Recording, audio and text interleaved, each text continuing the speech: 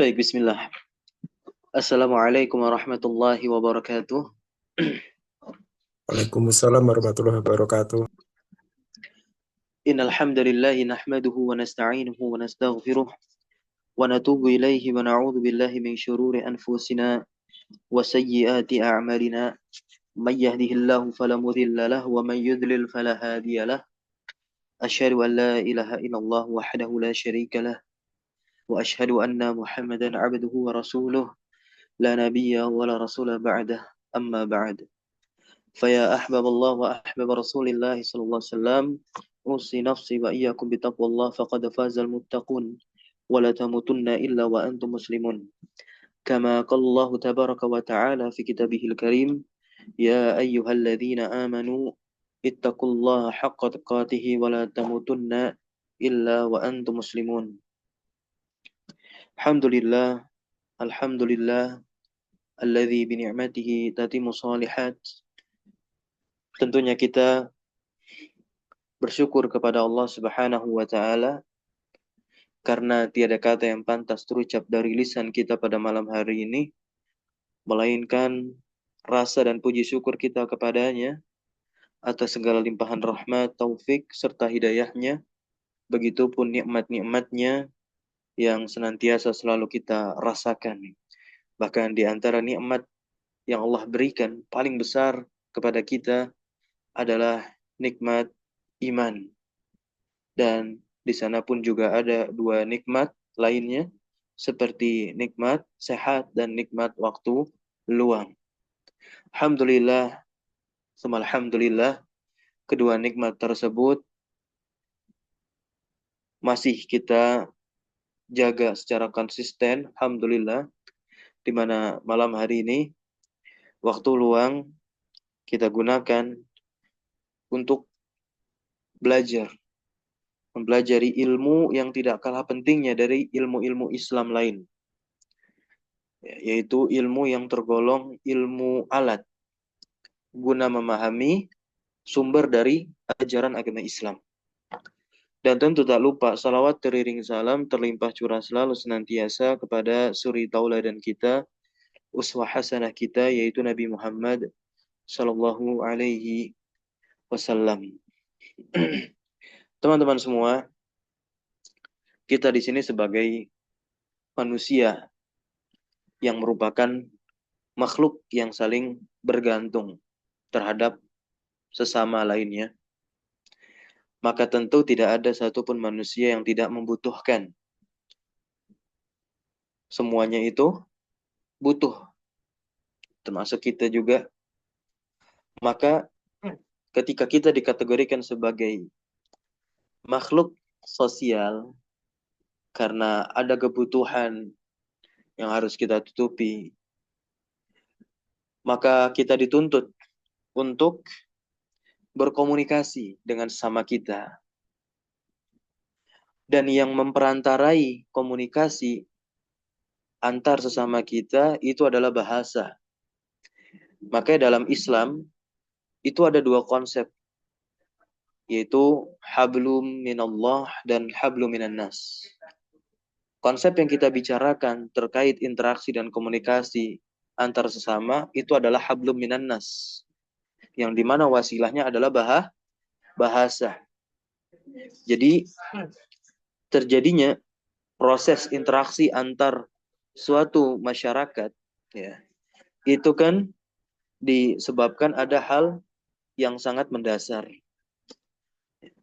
fundamental, ya. Maka kita pun dituntut untuk berkomunikasi. Makanya para ulama bahasa mendefinisikan apa itu bahasa.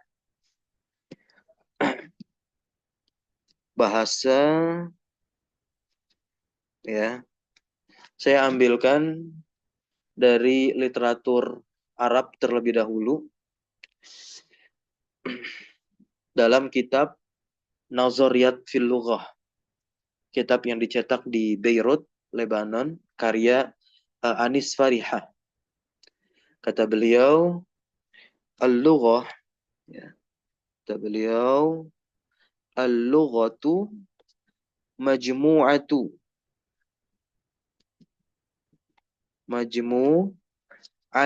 aswatin. Nah, ini dia. Kata Anis Fariha dalam kitabnya berjudul Nazariyat fil Lughah, beliau mendefinisikan apa itu bahasa. Kata beliau, lughah yakni bahasa adalah majmu'atu aswat, kumpulan dari apa? Bunyi. Karena dari bunyi yang dihasilkan kita bisa mengetahui adanya satu tanda. Begitu. Adanya satu tanda. Dan memang betul, bahasa yang tersebar di tengah-tengah kita itu merupakan tanda yang nantinya Allah Subhanahu wa taala masukkan sebagai tanda-tanda kebesaran Allah. Banyaknya bahasa, dan itu ada di dalam Al-Qur'an. Nanti kita akan dapati ayat-ayatnya. Dari mulai bahasa secara umum dan terkhusus spesifik kepada bahasa Arab. Nah, di sini dikatakan al-lughah majmu'atu aswatin li ta'bir fungsinya. Li ta'biri. Ya. Apa itu li ta'bir? Untuk mengungkapkan, ya, untuk mengungkapkan anil fikri, yaitu ide atau gagasan, buah pikir, al-fikr. Dan bahasa juga dia sebagai adatun, perangkat atau alat. Adatun ini bisa kita terjemahkan alat, litafahumi, untuk saling memahami. Au wasilatun, atau sebagai wasilah, sarana, linaqlil ma'ani, untuk mentransfer, menukil, mengambil makna yang dimaksud. Jadi pembahasan tentang bahasa itu selalu berputar tentang yang namanya aswat, bunyi. Seorang tokoh ahli bahasa Arab yang namanya ini sungguh luar biasa. Beliau adalah Ibnu Jinni. Ini di screenshot saja teman-teman. Mau saya langsung hapus. Nah, ada nama seorang ahli bahasa Arab yaitu Ibnu Jinni. Nah, pemerhati bahasa Arab harus tahu nama ini. Beliau punya kitab judulnya Al-Khosais. Ya, Al-Khosais. Al-Khosais. Beliau katakan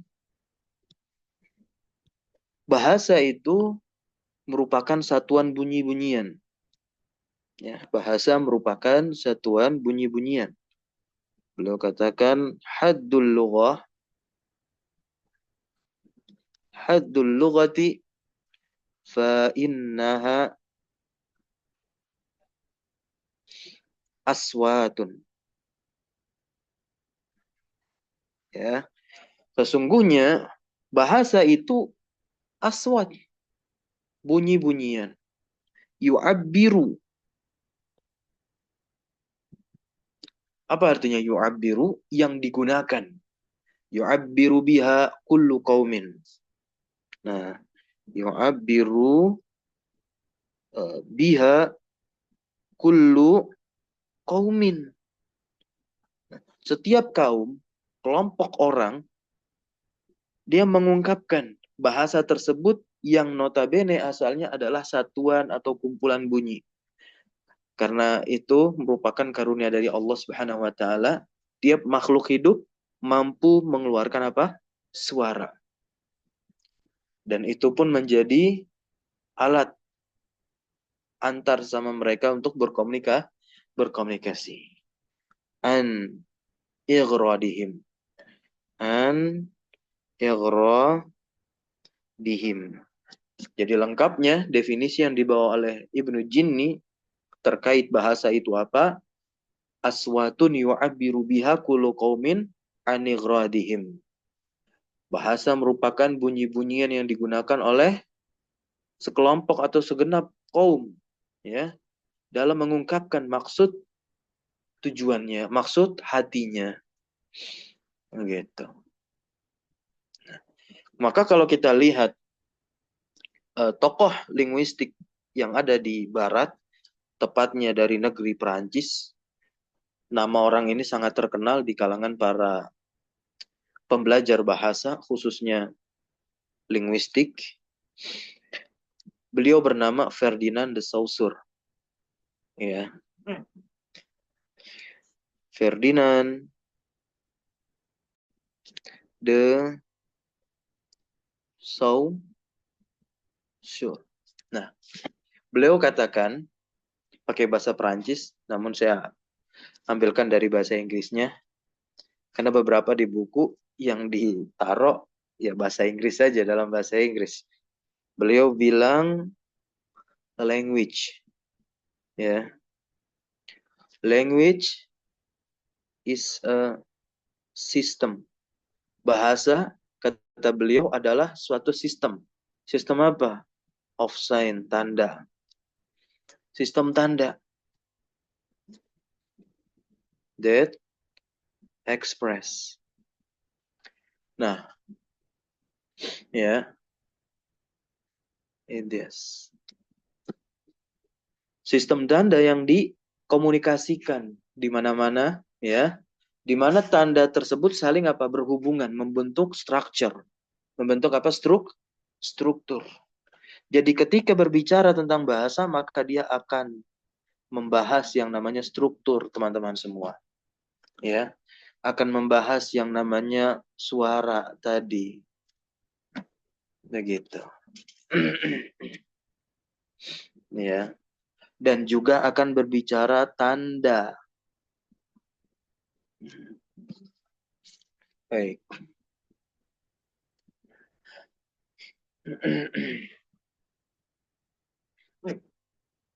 Nah, teman-teman bisa buka surat yang ke-30,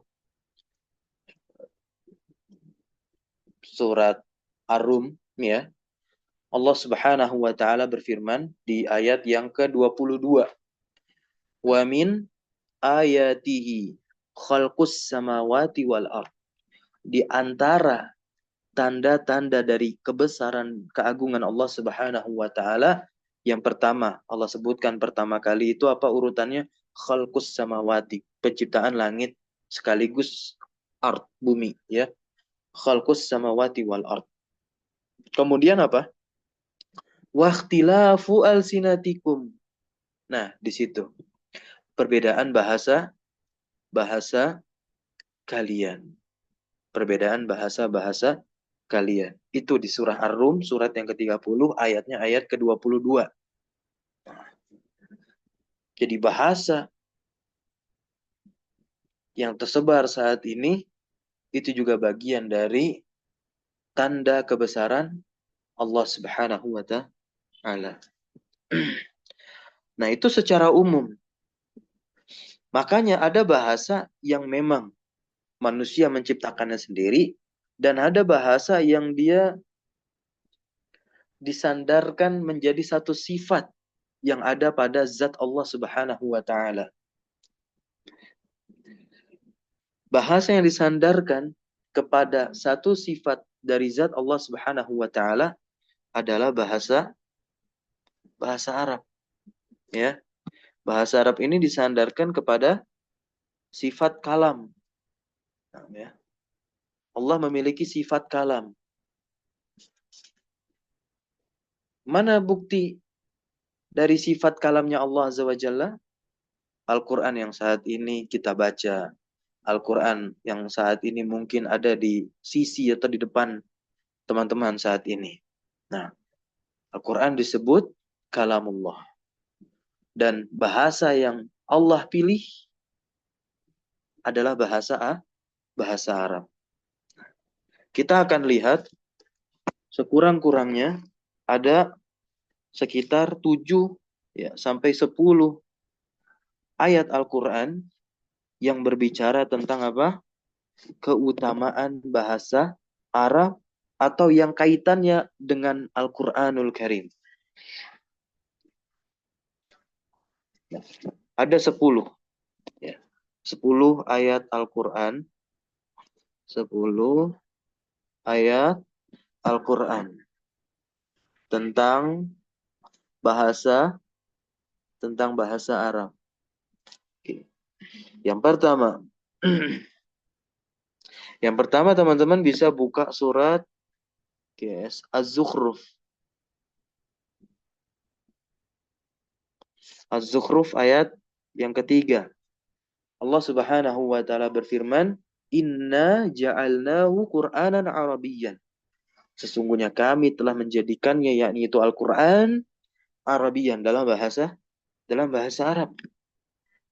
Kemudian yang kedua itu di surah Yusuf. Jelas ini ayat yang kedua. Inna anzalnahu Qur'anan Arabian. Kami menurunkan Al-Qur'an dalam bahasa Arab. Kalau dibaca nanti akhirannya la'allakum ta'qilun. Nah, agar apa? Agar paham. Masya Allah.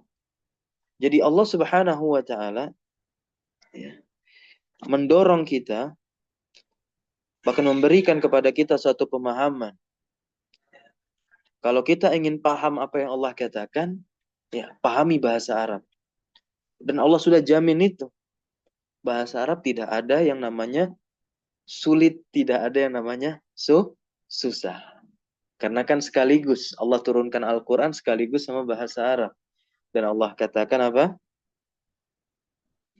Walaqad yassarnal Qur'ana lidzikri fahal mim muddakir. Ketika Allah katakan Allah telah memudahkan Al-Quran, itu bukan hanya belajar tajwid saja yang mudah. Akan tetapi juga mudah mempelajari struktur dari bahasa Al-Quran, yaitu bahasa Arab. Nah, ala kulihal mungkin kita menemukan kesulitan karena bersumber dari perasaan kita. Ayat itu harusnya bisa menjadi penyemangat. Jadi bukan berarti ya Allah katakan Al-Quran ini mudah, terus kita memudahkan, menggampangkannya. Tidak. Begitu. Yang ketiga, ada surah Ar-Ra'd. Ya, ayat 37. Wa kadzalika anzalnahu hukman Arabiyyah. Hukman, hukum. Ya. Kemudian yang keempat, ada di surah Toha, ayat 113 kalau tidak salah ya. Wa kadzalika anzalnahu Qur'anan Arabiyyan. Nah, kemudian di surah Asy-Syura yang kelima,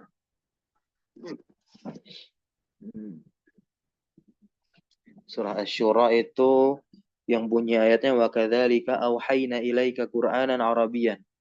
Ayat berapa itu? Ayat 6 atau ayat 7? Wa kadzalika auhayna, dan demikian kami wahyukan kepadamu yaitu Al-Qur'an Arabian dalam bahasa Arab. Kalau tidak salah ayat 7, teman-teman mungkin mohon dicek. Nah, yang keenam ini ada di surah Fussilat. Ya. Di surah Fussilat, Kitabun Fussilat ayatuhu Qur'anan Arabiyyah. Ayat 3. Kemudian ada lagi di surah apa? Yang ketujuh di surah Az-Zumar. Ayat 28.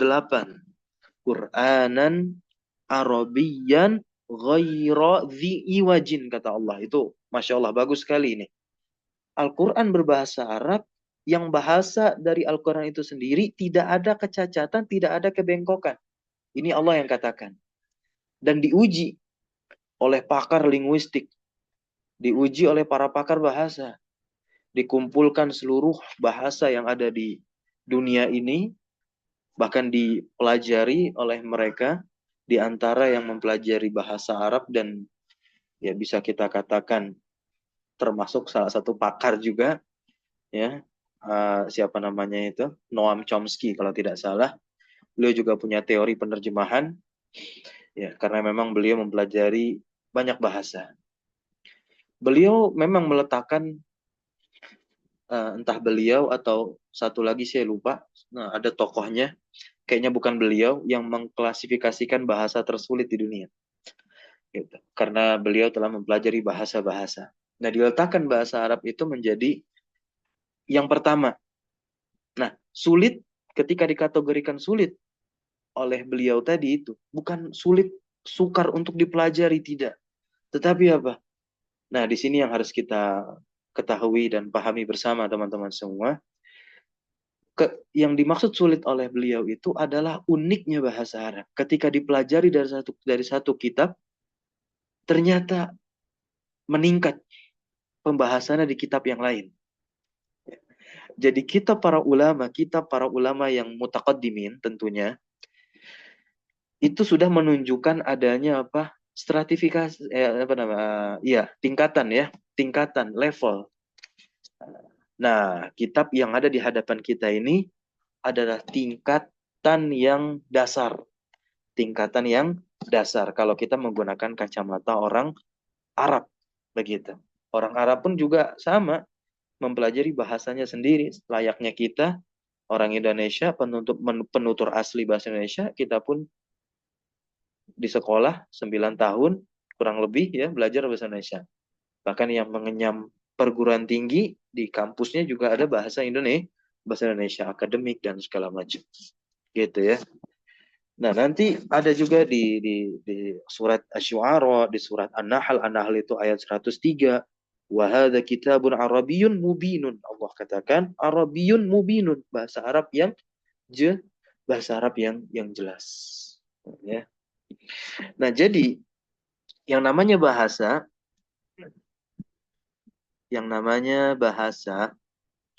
dia memiliki disiplin-disiplin ilmunya tersendiri. Asalnya memang satu ilmu, yaitu ilmu bahasa. Nah, tapi dipecah guna mudah untuk memahaminya nanti, dan goals-nya itu semakin berdampak tentunya. Ada yang namanya sintaksis. Ya, sintaksis itu adalah grammar, tata bahasa. Maka dalam bahasa Arab itu nama ilmunya adalah ilmu nahwu. Ya, ilmu nahwu. Kemudian berikutnya ada morfologi. Ini sifatnya teori tentunya. Karena nanti ilmu bahasa, kalau kita bagi yang paling atas itu, dia ada ilmu yang sifatnya teori, ada ilmu yang sifatnya praktis. Atau terapan. Applied namanya. Bahasa Inggrisnya begitu. Ya. Nah, ini yang kita bicarakan adalah bahasa. Ilmu bahasa yang sifatnya apa? Teori. Ada morfologi. Morfologi itu adalah ilmu bahasa juga, namun fokusnya berbeda. Jadi disiplin ilmu bahasa ini dibagi berdasarkan fokusnya masing-masing. Agar tidak apa? Menyulitkan para pembelajar bahasa. Maka dibagilah seperti ini. Seperti halnya ilmu-ilmu Islam. Maksudnya adalah ilmu-ilmu keislaman. Ada Al-Quran, pembahasan tentang Al-Quran itu sendiri, ada usul tafsir, ada kaidah tafsir, kemudian pembahasan fikih, agar ibadah kita sama sebagaimana yang dituntunkan oleh Rasulullah SAW. Nah, ada fikih yang sifatnya fatwa, masuk ke ranah madhab. Ada fikih yang sifatnya tarjih, dengan dipenuhi dalil dan semisalnya, tidak terlalu banyak adanya pendapat-pendapat para imam, begitu. Kemudian dipilih nantinya. Nah, dari itu semua, sebelum munculnya kesimpulan fatwa dalam fikih, nah ada kaidah fikih. Ya, jadi satu ilmu tersendiri. Ternyata sebelum itu juga ada melihat dalil yang sifatnya global. Nah, menjadi satu ilmu lagi, namanya usul fikih. Juga itu kaitan dengan hadis. Nabi Muhammad SAW itu berbicara. Setiap pembicaraannya itu dicatat sebagai sumber hukum dalam agama Islam. Dan dalam hadis sendiri menjadi satu ilmu, yaitu ilmu hadis. Nanti ada lagi mustalah hadis. Kemudian ada lagi ilmu rijal, sanad, dan lain sebagainya. Begitu juga dalam bahasa Arab. Ya. Morfologi di sini itu adalah saraf, ya, bahasa Arabnya. Yaitu ilmu yang fokusnya mempelajari apa? Perubahan bentuk kata. Kalau nanti sintaksis yang itu disebut nahu dalam bahasa Arab, itu fokusnya adalah apa? Perubahan juga sama, tapi bukan perubahan bentuk kata, tapi perubahan keadaan yang ada di akhir kata. Nanti juga dalam bahasa itu ada namanya stilistika. Nah, stilistika ini ilmu yang nantinya fokus kepada bagaimana perasaan kita bisa merasakan keindahan suatu bahasa.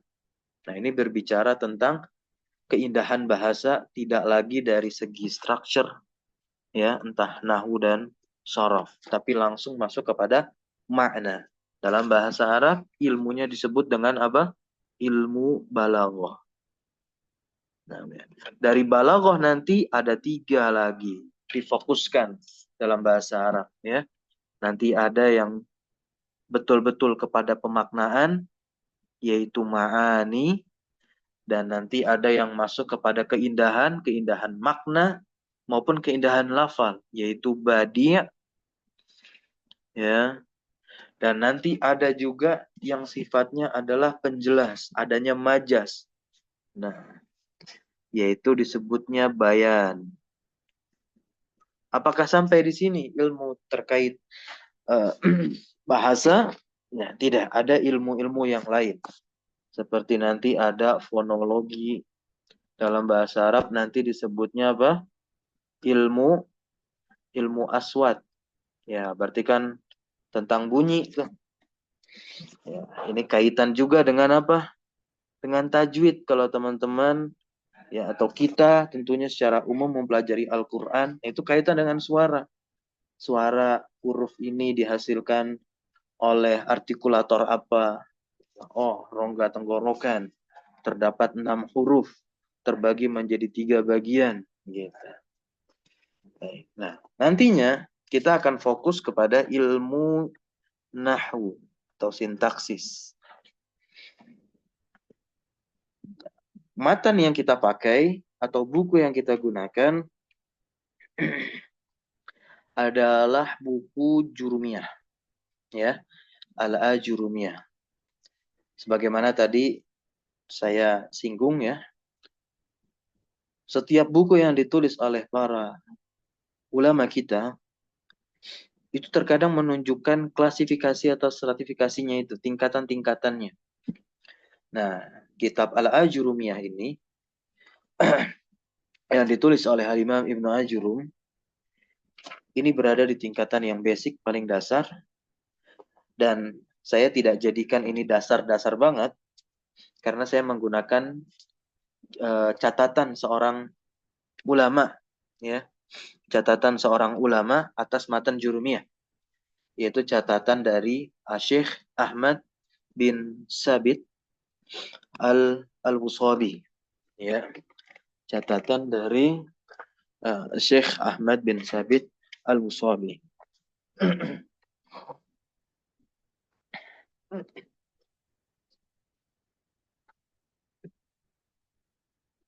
Siapa itu Syekh Ahmad bin Sabit Al-Wusabi ini?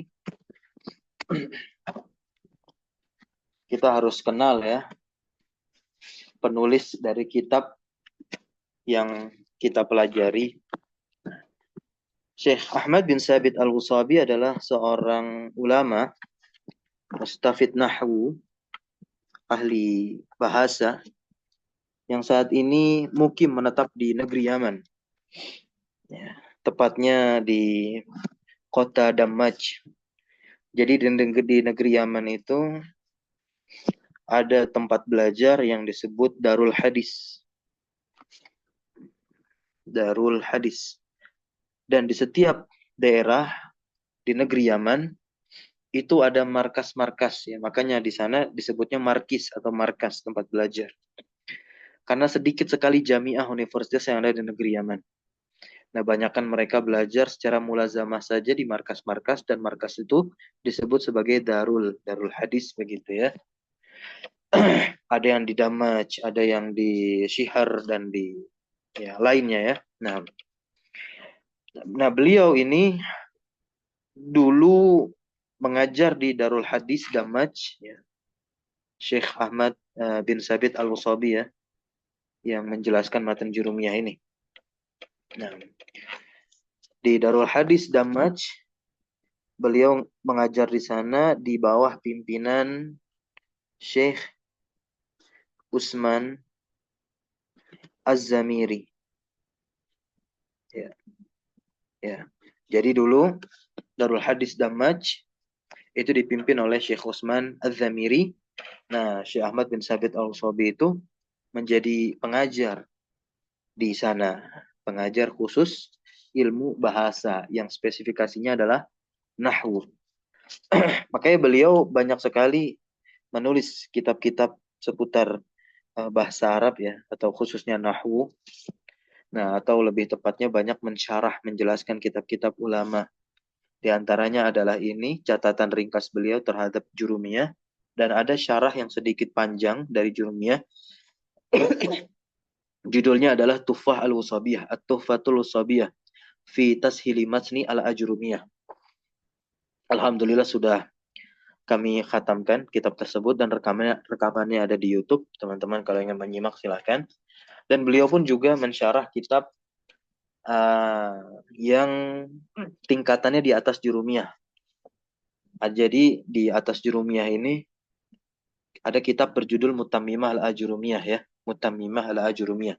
Karyanya Al-Imam Al-Hattab. Penyempurnaan dari matan Jurumiyah. Pembahasan-pembahasan yang tidak ada di Jurumiyah, nah dimasukkan di dalam Mutammimah. Dan Mutammimah itu sifatnya matan akhir dan dijelaskan oleh Syekh Ahmad bin Sabit Al-Usabi, judulnya Ad-Durrah Al-Bahiyah. Itu masih berjalan kajiannya, namun udah setahun lamanya terhenti. Ya insya Allah mungkin setelah ini ya pelan-pelan teman-teman semua ya, kita sama-sama belajar syarah dari Mutammimah, syarah dari Syekh Ahmad bin Sabit Al-Usabi. Baik, kita baca kitab ini muqaddimah muallif ya. Muqaddimah seperti biasa para alim ulama mengawalinya dengan basmalah ya, untuk mencari dan mendapatkan keberkahan dari Allah SWT. Baik keberkahan pada ilmu beliau maupun karya tulisnya. Dan dibuka tentunya dengan puji-pujian ya. Beliau memuji Allah Azza wa Jalla, alladzi rafa'a ahla ta'atihi, yang mana Allah Subhanahu wa taala mengangkat orang-orang yang taat kepada Allah, wa khafadu ahla maksiatihi, dan merendahkan orang-orang yang memaksiati Allah Azza wa Jalla. Udah, setelah itu apa? Salawat, salam. Wassalatu wassalamu ala man mayyazahullahu ala ghairihi bi jawami'i kalimihi.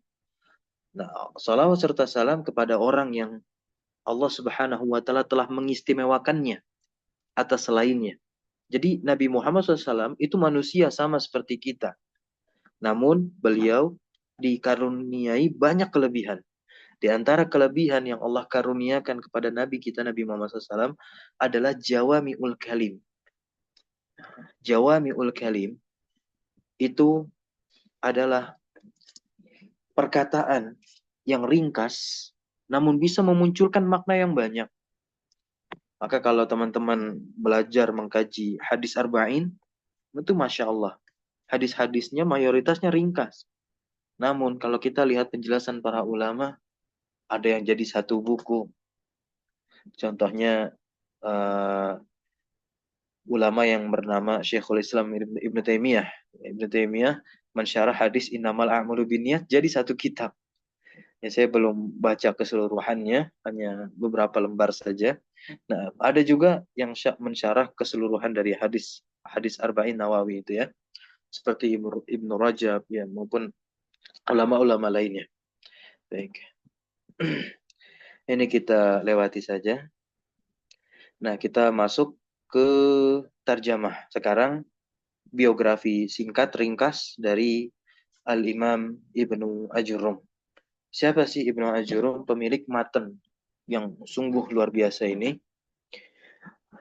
Dialah beliau bernama asli Abu Abdillah. Ya, Abu Abdillah. Ini kunyah beliau nih. Kunyah beliau adalah Abu Abdillah. Abu Abdillah. Nama aslinya siapa? Nama aslinya adalah Muhammad. Muhammad bin Muhammad berarti nama ayahnya Muhammad. bin Dawud, Dawud kakeknya. Ya. Hasan Haji atau Asin Haji ini nanti nisbah. Sebagaimana di sini dikatakan nisbatun lisan hajah. Nisbah kepada apa? Son hajah. Son hajah itu apa? Qabilatun bil Maghrib. Kabilah kelompok masyarakat yang ada di Maghrib. Maghrib itu negeri Maroko ya. Sekarang negara Maroko namanya. Jadi negeri Maroko itu disebut Maghrib. Ini Maghrib jamaknya Maghorib. Nah, ini luar biasa, Masya Allah.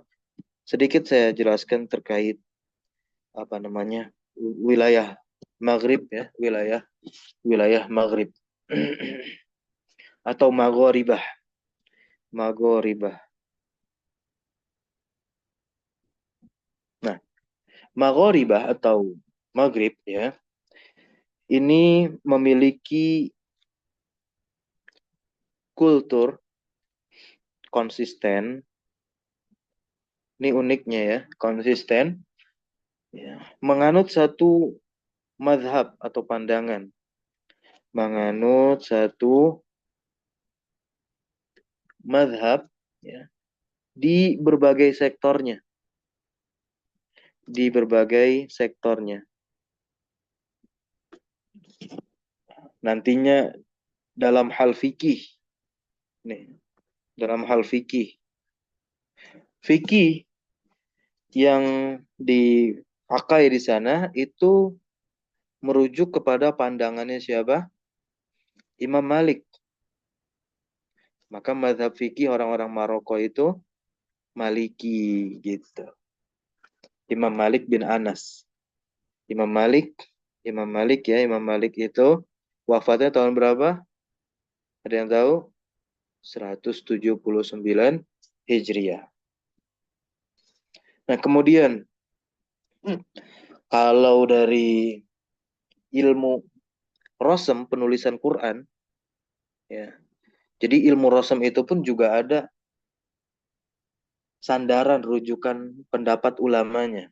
Hatta sekalipun kita nih, Mushaf Indonesia yang seringkali digadang-gadang oleh sebagian masyarakat atau dibanding-bandingkan sama Mushaf Madinah. Kemudian dikatakan Mushaf Indonesia itu nggak benar. Yang benar adalah Mushaf Madinah. Nah, itu dia belum paham terkait ilmu Rosem.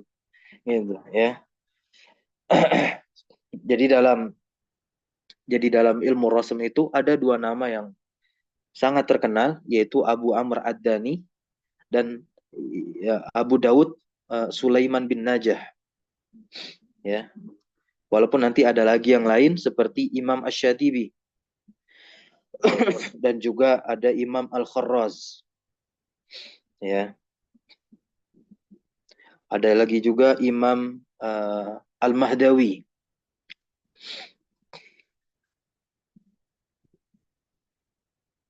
Dan kalau kita tinjau itu, ulama-ulama yang tadi saya sebutkan, yang berkecimpung dalam Rosem, itu semua berasal dari apa? Dari daerah Maghrib, dari daerah Maghoribah ini. Sungguh luar biasa. Dari mulai Al-Imam Al-Mahdawi, ulama ilmu Rosem, wafat pada tahun 440 Hijriah. Kemudian ada Imam Abu Amr Ad-Dani, pengkaji kiroat, pengkaji ilmu tajwid, harus tahu nih ya. Nama Imam Abu Amr Ad-Dani yang wafatnya tahun 444 Hijriah. Kemudian ada Imam Abu Dawud Sulaiman bin Najah, wafat tahun 496 Hijriah. Ada Imam Ash-Shatibi. Nah, itu punya karya tulis bentuknya nazom. Ya, Syatibiyah, matan Syatibiyah. Gitu. Ada lagi Al-Imam Al-Kharraz. Al-Imam Al-Kharraz ini juga sama ulama dari ilmu Rasam. Ya, wafat 718 Hijriah.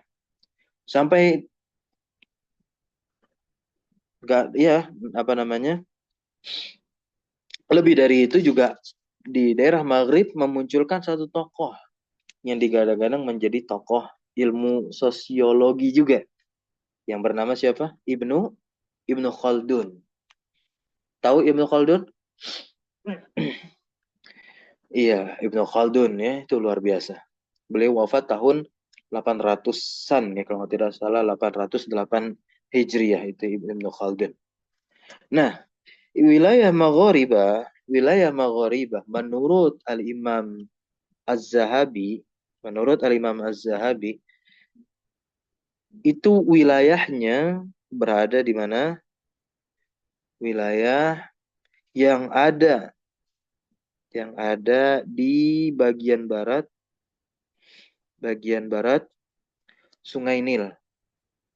Ya, di bagian barat Sungai Nil.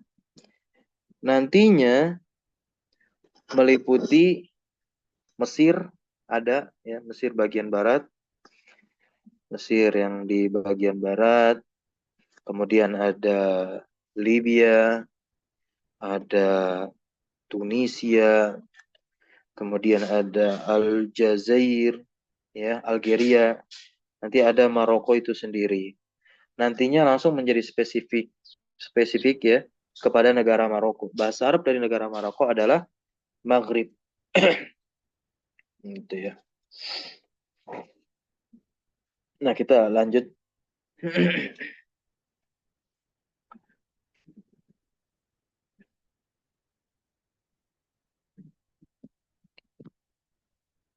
Bahkan kalau kita berbicara terkait kampus tertua atau universitas tertua, itu ada di negara Maroko. Ada yang tahu nama ininya, nama kampusnya?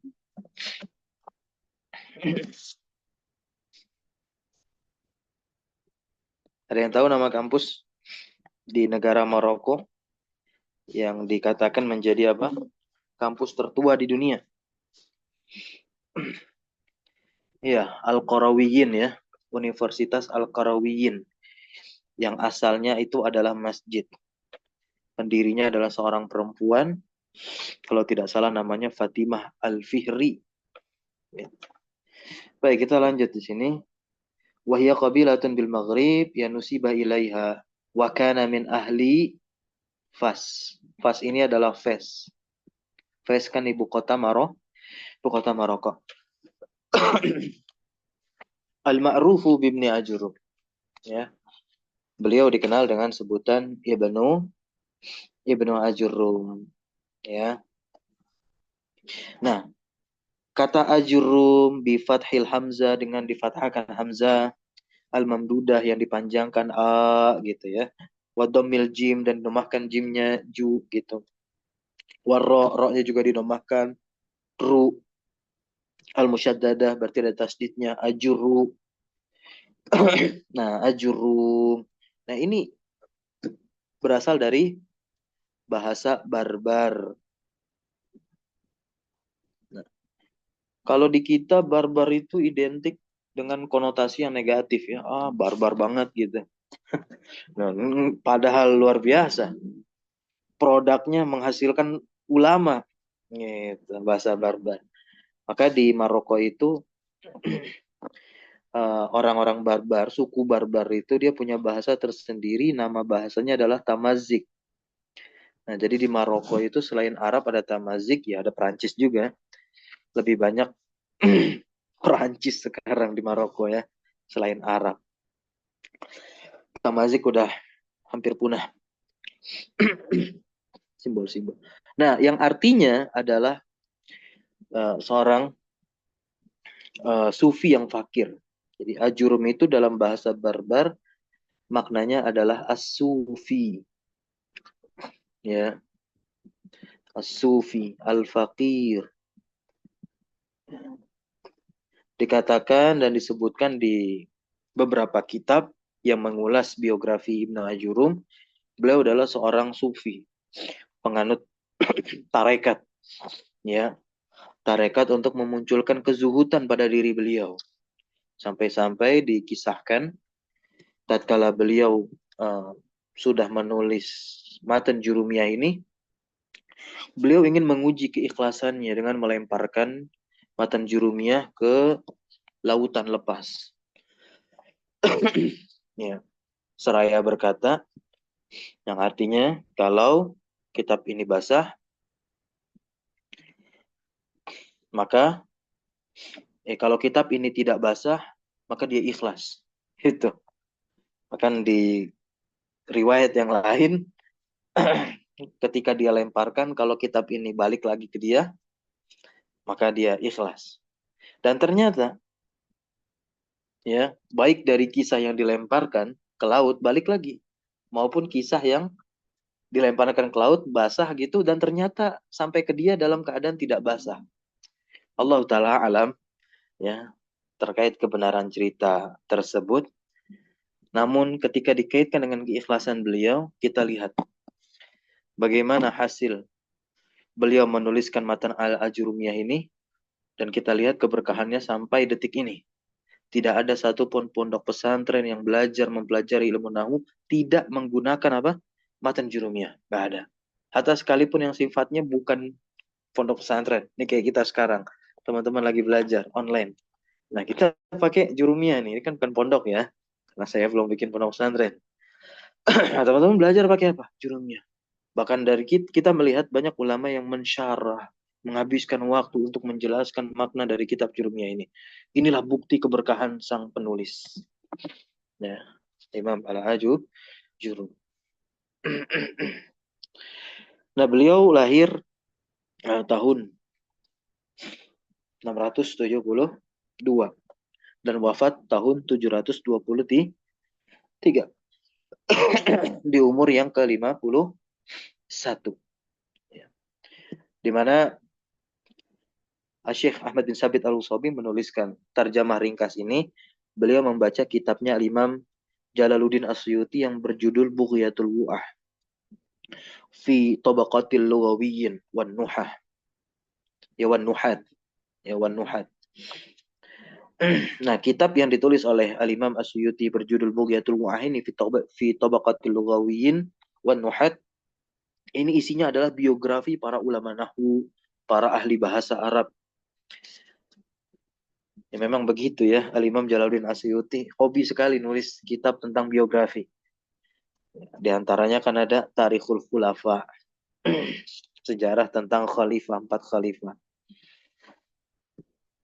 Dan beliau juga mengambil dari kitab ya Al-A'lam dan selainnya tentunya. Di sini ada nasihat yang beliau letakkan dan arahan sebelum memulai mempelajari kitab secara umum bisa maupun kitab bahasa Arab. Siapa? Mungkin di antara teman-teman ada yang mau membaca. Untuk terjemah udah saya terjemahkan dan saya kirimkan di grup ya. Ada yang mau baca teman-teman? Mau coba baca barangkali? Ada? Suara saya terdengar? Terdengar Ustaz. Terdengar Ustaz, tapi belum Terdengar, berani Ustaz. baca. Biasanya ada ini nih, pinter tuh. Silakan, mau baca. Ana Ustaz. Oke, nah, fadal. Mas Muka? Ismi Heru. Taib, nah. Aina taskun? Askunu fi Depok. Oh, insyaAllah, qarib. Minni. Ana askunu fi Bekasi. Taib, tafadhal ikra. Nasaihu wa tawjihati qabla syuru'i fi dirasatil kitabi. Taujihatun. Tawjihatun. Qabla syuru'i fi dirasatil kitabi. Sahih? Nasihat-nasihat dan arahan-arahan sebelum memulai mempelajari kitab. Yang pertama, fadhal. Istamir, lanjut. At-tafa'ulu. At-tafa'ulu al-husnu Al-husnu atau al-hasanu?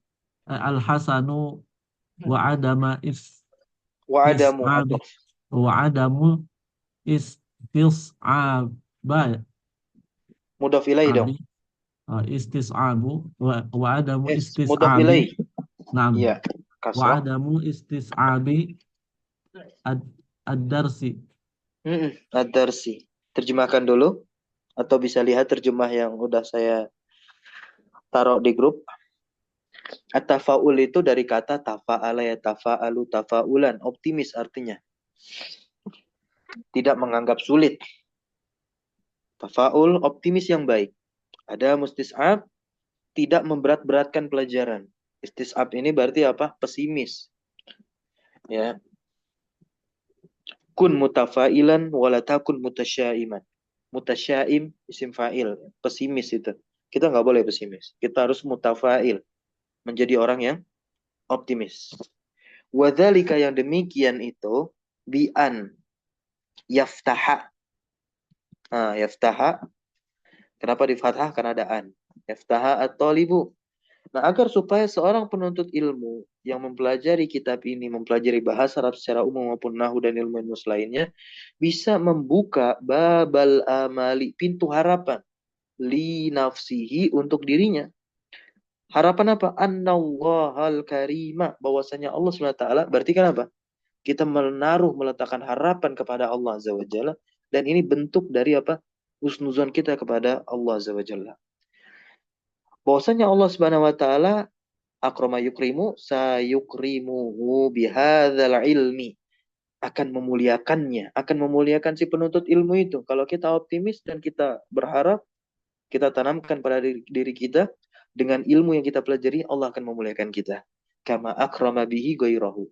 Sebagaimana Allah SWT telah memuliakan dengan ilmu ini, ya, memuliakan selainnya dengan ilmu ini. Wa hadza min husni dzanni billahi subhanahu wa ta'ala. Dan ini termasuk dari apa? Berbaik sangka kepada Allah. Ini penting sekali. Dan ini buah dari tauhid. Ya, maka kadang saya suka bingung. Ada orang belajar tauhid, ikut kajian sana sini, tapi nggak mau belajar bahasa Arab. Nah, ya. Nah, berarti dia sudah apa? Secara tidak langsung dia bersuuzon kepada Allah Subhanahu wa taala. Memang manusiawi, ya. Sulit itu muncul dari perasaan kita. Tapi ada solusinya. Kita menaruh harapan kepada Allah. Maka kalau kita baca surat Al-Fatihah, nah, atau 3 rukun ibadah qalbiyah, itu ada apa? Ada roja, ada khauf, ada mahabbah. Roja itu apa? Harapan. Penting sekali nih. Kita menaruh harapan. Selain di satu sisi kita juga khauf dan mahabbah. Baik, yang kedua. Silakan dibaca.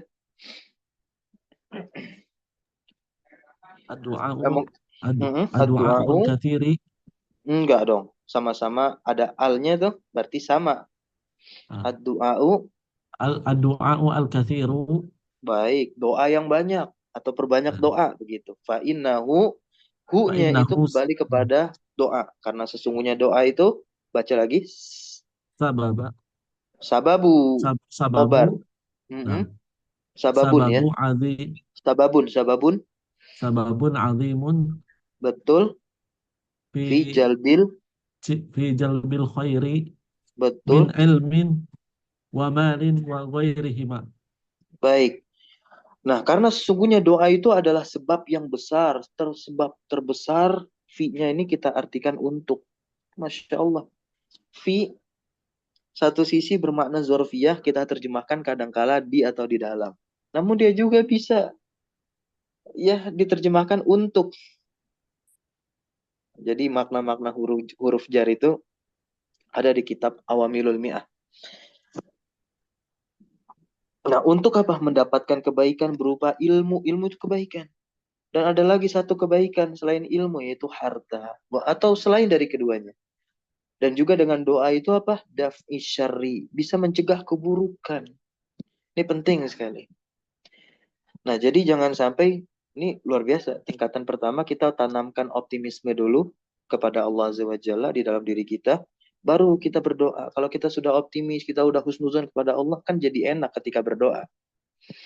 Makanya kadang-kala ada orang yang belum menaruh harapan kepada Allah, kemudian doa dulu. Akhirnya sering gelisah. Yang ketiga adalah apa? Afwan, saya baca saja ya. At-tarkizu. Nah, fokus. Wal ihtimamu. Dan memperhatikan. Fiddars, dalam, ya, belajar, dalam pelajaran. Wadzalika bihusni. Yahsunu. Ya. Al-isgha'u lil muallim asna'a syarhihi lid-dars. Nah, yang demikian itu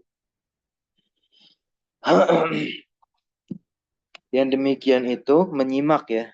Al-isgha itu menyimak yang baik. ya, kepada apa? Muallim, guru nih, lil muallimi. Kapan kita menyimak yang baik kepada guru? Asna syarhihi, di tengah atau di saat ketika apa? Syarhihi lid darsi. Muallim sedang menjelaskan pelajaran. Setelah itu apa yang keempat? Murojaatu ad-darsi, mengulang pelajaran. Darsi ya. Mengulang pelajaran ma'a ghairika, bersama selainmu. Nah, yang tadi di awal kami katakan bahwasanya kita ini adalah makhluk sosial yang butuh kepada selain kita. Namun kadang selain kita itu tidak sama, tidak satu frekuensi. Maka di sini beliau katakan minat tulab selainnya. Tulab itu kan punya semangat yang sama. Kalau kita juga terkategorikan sebagai tulab juga. Nah, jadi kan lebih enak mengulang pelajaran kepada orang yang satu frekuensi dengan kita. Wa hadza yusa'idu katsiran. Nah, hal ini membantu, sangat banyak membantu ala tathbitil ma'lumat. Kan ini juga yang ingin kita dapatkan. Kuat dan tetapnya apa? Informasi ilmu yang kita dapati. Bahkan juga bisa tashihiha, mentasihnya, mengoreksi kembali. Nah, yang kelima adalah al-mudawamatu, konsistensi. Penting ini. Ala hudurid daras, ya, dalam belajar. Ya, kecuali kalau teman-teman nantinya punya apa? Uzur-uzur syar'i, nah, nggak jadi masalah. Wa adabut taghib, ya. Nah, ini apa? Jangan sampai tidak hadir. Yang keenam, as-su'alu. Ini penting, as-su'alu, bertanya. Ya, anid daras, tentang pelajaran. Ya, al-faid, yang terlewat atau terluput. Kapan pelajaran itu terlewat atau terluput? Bisa jadi sebab pertama adalah ketika nggak hadir. Atau yang kedua kita hadir, ya tapi mungkin udah ngantuk-ngantuk karena kita belajarnya malam nih. Apalagi udah mau jam 9, afwan sekarang. Atau di sini sebagaimana dikatakan oleh penulis, inda giyabit talib. Ya, atau ketika nggak hadir. Ya, lil haja. Karena adanya kebutuhan. Yang dimaksud uzur syar'i tadi ya. Yang ketujuh adalah tatbiqud darsi. Nah, ini juga penting. Mengamalkan pelajaran, mengimplementasikan atau mengaplikasikan.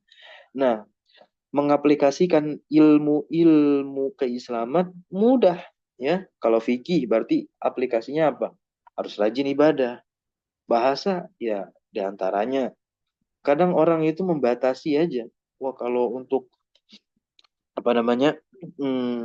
Mengaplikasikan atau mengimplementasikan ilmu bahasa Arab harus ada partnernya dulu. Ya, akhirnya dia nyerah kalau nggak ada partnernya. Langsung bilang, biahnya nggak mendukung atau lingkungan nggak mendukung. Nggak begitu. Kalau lingkungan nggak mendukung, ya antum harus menjadi orang yang menyokong agar lingkungan yang antum inginkan, iya ada dan tercipta. Gitu.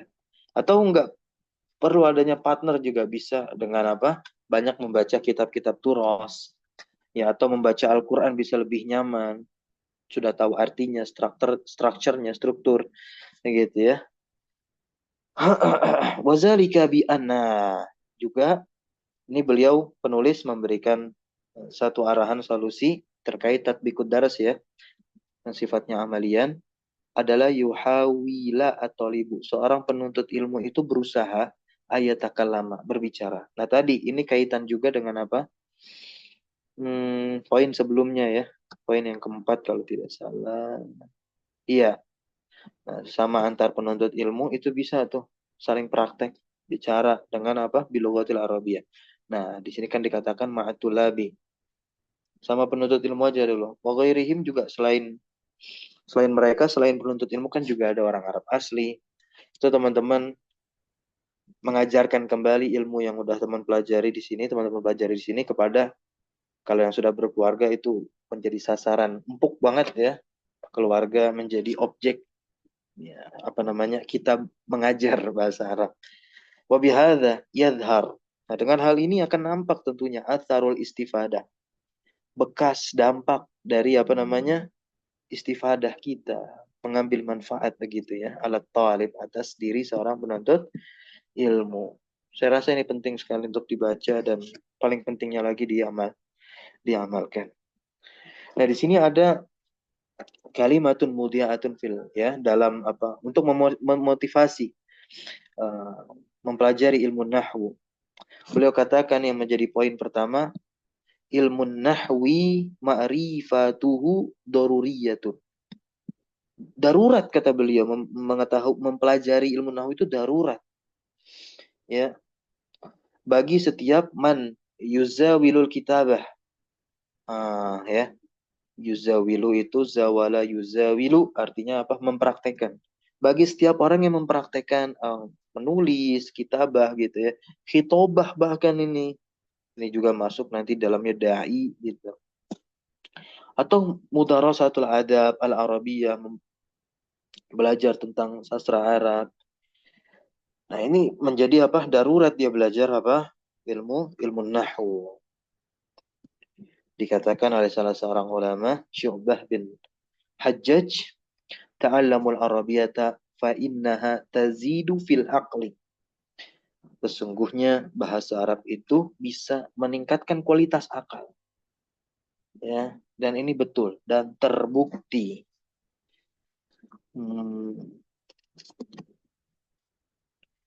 Dikatakan language is a mother of all skills ya, oleh seorang orientalis ahli linguistik juga. Beliau katakan bahasa itu adalah induk dari seluruh kemampuan.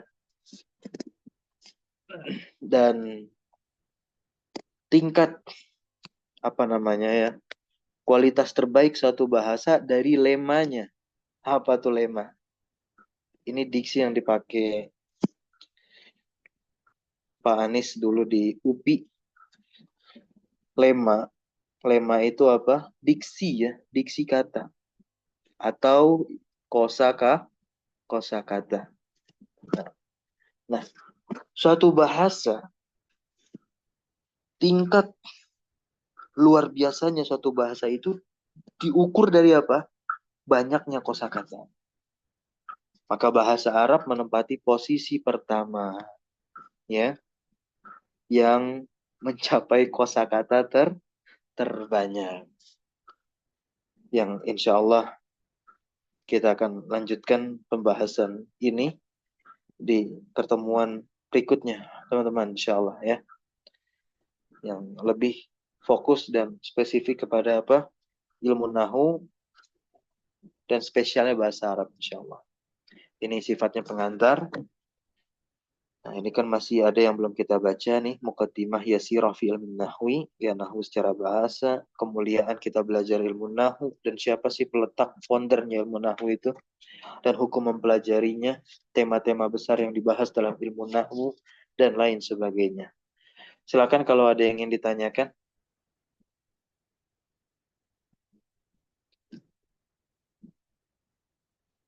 Tidak ada, kalau nanti kiranya ada, disusulkan saja di grup. Ada rekaman insya Allah. Tadi udah direkam belum ya? Oh udah, baik. Subhanakallahumma bihamdika asyhadu an la ilaha illa anta astaghfiruka wa atubu ilaik. Wa sallallahu wasallam ala nabiyina Muhammadin walhamdulillahi rabbil alamin. Syukran jazakumullahu khairan ala hudurikum wa barakallahu fi alamina. Wassalamu alaikum warahmatullahi wabarakatuh. Waalaikumsalam warahmatullahi wabarakatuh. Jazakallahu khairan Ustaz. Wa iyyakum jami'an. Wa iyyakum hayyakumullah wa jazakumullahu khair.